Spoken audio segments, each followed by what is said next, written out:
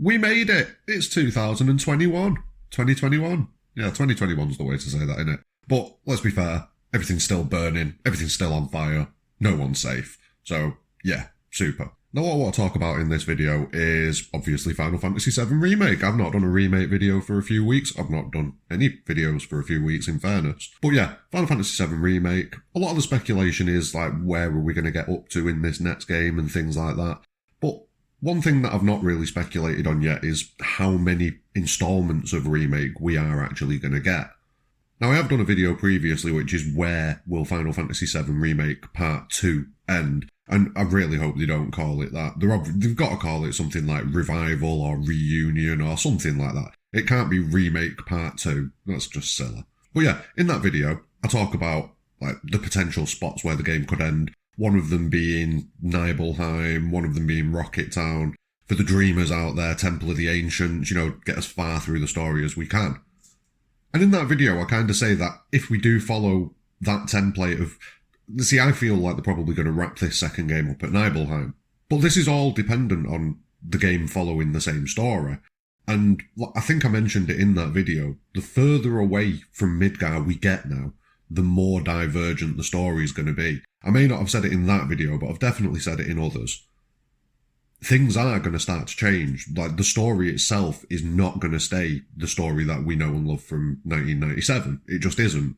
And as the story changes, the route's going to change. And as the route changes, everything changes. So, yeah, I know that they keep saying, oh yeah, it's going to be the same game that you played back in the night. You're going to go on that same journey. They're lying to us. Like, they've lied to us multiple times with this game already. So I refuse to believe anything that Kitase and Nomura or any of them boys say. They're all full of shit. Like, they're going to say whatever they need to say just to subvert things, and then once the game comes out, they'll go, oopsie, did it again. And that's literally what they're going to do. So, yeah, I'm just going to disregard any of the shit that they say. Which leaves us with a very strong possibility that the story will change quite dramatically. And it's a sequel. They've already started putting these changes in place, so that's something that we need to go into these games expecting. And if that's the case, we're not going to follow the same pathway that we did previously. And at the very least, even if we do follow the same pathway, the events that happen at each of these locations are probably going to be drastically different to what they were in the original game. So that then leaves the question, how many installments will we get? And realistically, I can't see beyond 3. Now, if they were going to do this game as like a fleshed out version of Final Fantasy VII, and it was going to be the same story roughly with it, the thing that we were expecting, the thing that we were advertised. If that was the case, then yeah, judging on how much expansion they have done to Midgar, like taking a 3, 4, 5 hour tops section of the game and making it a 30, 40 hour section of the game, if they do that to every single part of Final Fantasy VII, we're in for a monster, and it's going to be at least 5 parts. But that's not what's going to happen.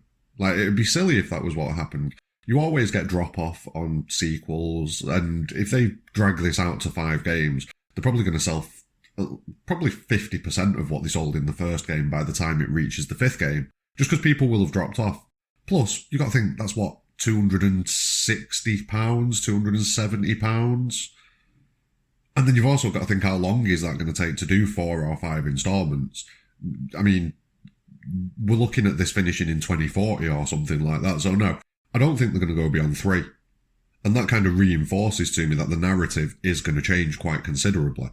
Because, like I say, there's no way that they can expand everything that's left in Final Fantasy VII to the degree that they did Midgar and stay true to the original story. Which, I don't get why people think they would stay true to the original story anyway. It's not the original story, it's a sequel.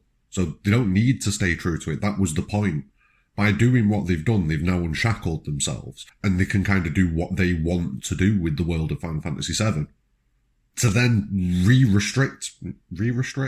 Yeah, go on, we'll go with it. To then re-restrict themselves to the constraints of the original Final Fantasy VII story and its layout and its path and everything like that would just be silly. It'd make what happened at the end of Remake pointless.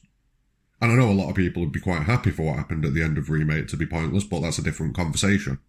So yeah, that's my personal shout. I don't think it'll go beyond 3 parts.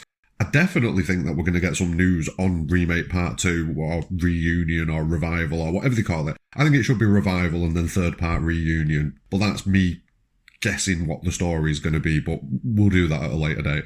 But what about you? Do you think that we'll see more than 3 installments of Final Fantasy VII Remake, or do you think we'll see less? You know, could it just be a 2-part, or could this next game wrap it up? I wouldn't put it beyond them. I don't think they will. I think 3 is the magic number for them on this one, but you never know. It's Square Enix. Who knows?